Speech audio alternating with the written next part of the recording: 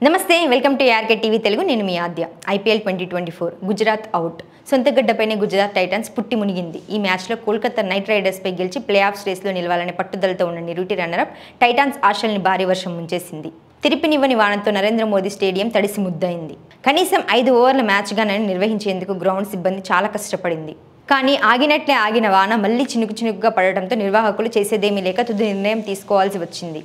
నిజానికి రాత్రి 10 గంటలైనా అసలు టాస్ వేసేందుకు అవకాశం లేకపోయింది చివరిసారిగా రాత్రి 10:36 మైదానాన్ని పరిశీలించిన ఫీల్డ్ ఎంపైర్లు నవదీప్ సింగ్ నిఖిల్ పట్వర్ధన్ మ్యాచ్ రద్దు చేస్తున్నట్లు ప్రకటించారు దీంతో ఇరు జట్లకు చెరో పాయింట్ లభించగా ఆటగాళ్లు పరస్పర కరచాలనంతో మైదానంలోని ప్రేక్షకుల్ని పలకరిస్తూ డ్రెస్సింగ్ రూమ్ వైపు నడిచారు ప్రస్తుత ఐపీఎల్ సీజన్లో వర్షం వల్ల రద్దయిన తొలి మ్యాచ్ ఇదే కావడం గమనార్హం పటిష్ట స్థితిలో కోల్కతా ఫలితం తేలని మ్యాచ్తో టాప్ 2 స్థానాలు మాత్రం తేలిపోయాయి మ్యాచ్ రద్దుతో వచ్చిన 1 పాయింట్తో కోల్కతా 19 పాయింట్లలో అగ్రస్థానంలో కొనసాగుతోంది కేకేఆర్ మిగిలిన ఆఖరి మ్యాచ్లో ఓడిన తొలి 2 స్థానాల్లో ఉండటం ఖాయమైంది ప్రస్తుతం 16 పాయింట్లతో ఉన్న రాజస్థాన్ రాయల్స్ తమ 2 లీగ్ మ్యాచ్ల్లోనూ ఒకవేళ గెలిస్తే 20 పాయింట్లతో అగ్రస్థానంలోకి ఎగబాకుతుంది అప్పుడు నైట్ రైడర్స్ 2వ స్థానానికి పడిపోయిన ఎలిమినేటర్ ఆడే పరిస్థితి అయితే రాదు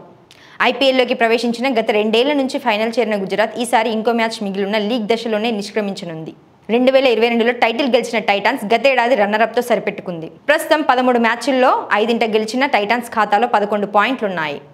ఒకవేళ ఆఖరి పోరు గెలిచిన 13 పాయింట్ల వద్దే ఆగిపోతుంది అయితే పట్టికలో ఇప్పటికే కోల్కతా 19 రాజస్థాన్ 16 చెన్నై 14 హైదరాబాద్ 14 ముందు వరుసలో ఉండటంతో గుజరాత్ కేల్ లీగ్తోనే ముగిసింది